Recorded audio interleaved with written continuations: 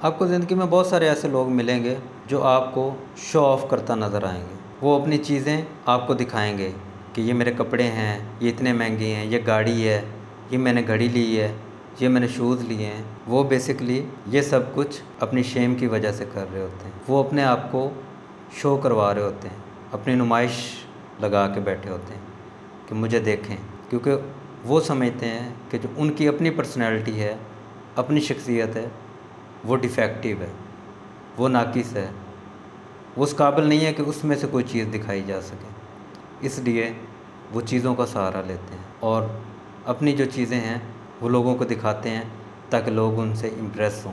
Shem और addiction का दामन चोली का साथ है, वो हमेशा एक दूसरे के साथ चलते हैं, क्योंकि इंसान अपनी तकलीफ़ों से छुपने के लिए ड्रग्स का इस्तेमाल करता है, उनका सहारा लेता है, जो कि उसे वक्ती रिलीफ तो दे देती हैं मगर लॉन्ग टर्म के लिए उसकी ज़िंदगी में मसाइल क्रिएट करते हैं। वो वक्ती कैफियत, वो वक्ती सुकून, वो वक्ती एस्केप उसको हमेशा के लिए उस चीज़ का आदी बना देता है और वो खुद को एक नाकाम तरीन शख्स के तौर पे कबूल कर लेता है।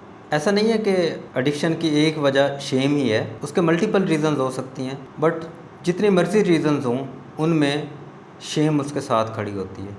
फॉर एग्ज़ाम्पल, अगर वो अच्छा नहीं परफॉर्म कर सका तो उसके पीछे शेम मैसेजेस होंगे या कोई बात इस तरह की होगी जो उसको यहाँ तक ला के खड़ा। इसी तरह से अगर वो कारोबार में नाकाम हुआ है, उसके पीछे भी रीज़न यही होगी।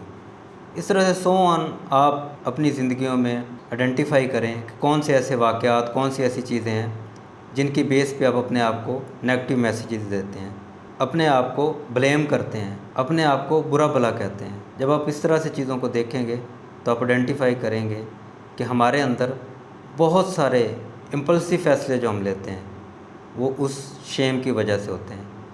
हम उस वक्ती कैफियत से बचना चाहते हैं कि ये वाली जो चीज़ है अगर हो गई तो बस मेरा काम तो हो जाएगा। हमारे बहुत सारे रवैये सिर्फ़ इस वजह से हैं क्योंकि हम उस वक्ती कैफियत से बचना चाह रहे होते हैं, उस वक्ती सिचुएशन से बचना चाह रहे होते हैं जो हमें रियलाइज़ करवाती है कि आप एक नाकाम शख्स हैं, या आपसे गलत हो जाएगा, आप ये गलत कर देंगे।